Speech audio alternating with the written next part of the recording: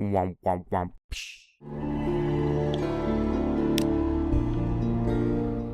What is Sunless Sea?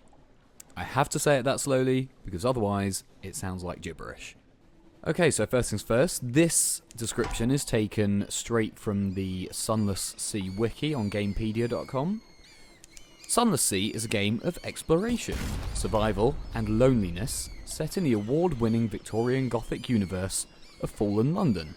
Developed by Failbetter Games Ltd, set sail for the unknown. Light and darkness are your greatest allies, but a stout set of cannon and a gunnery officer with a grudge will come in useful too, unless you eat them first.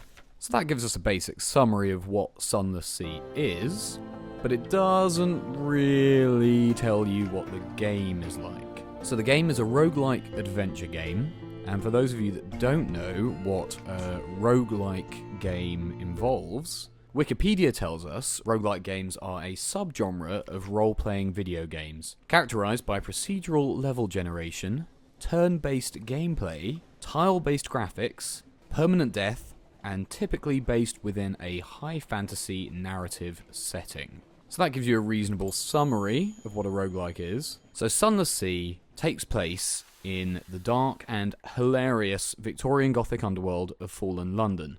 Fallen London was a browser-based game made by the same developer, and essentially, classic Victorian London has fallen into the underworld, into a cavernous underworld, which is made up of small islands and masses of dark sea. So to begin with, you choose your captain. You can choose his backstory, you can choose what he looks like. You can basically set up his opening story, where he's come from. And then you set sail with a small ship, limited crew, limited supplies. You set sail from Fallen London and essentially make your way around the map. And the map is revealed to you as you explore. And as you explore, you have to make sure that you don't run out of supplies, that your crew don't go insane. And I won't lie, the first 2 times I set sail with a new captain, I did end up eating my crew a little bit. But that tends to happen. The game tells you not to worry if you die, or if your captain dies, because it's a roguelike, that's going to happen. Permadeath is a thing. But they do carry on over certain attributes, certain things from your previous captain. So whenever you start again, as long as you haven't died the moment you left London, you'll most likely be able to carry something over to your next captain.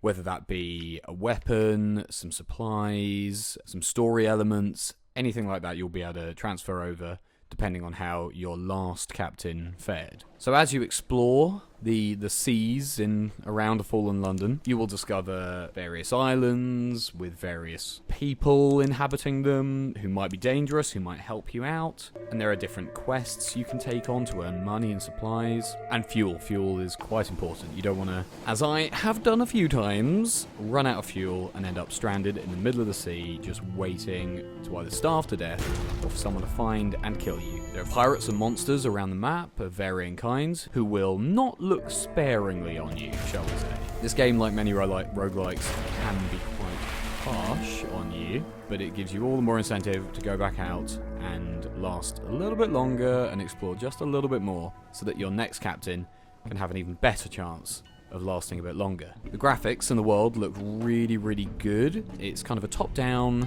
mainly 2D look, but there are some 3D elements, like the way your ship will rock back and forth, and some of the monsters wobble about in a kind of a 3D manner. And overall, the game looks really, really moody and really good.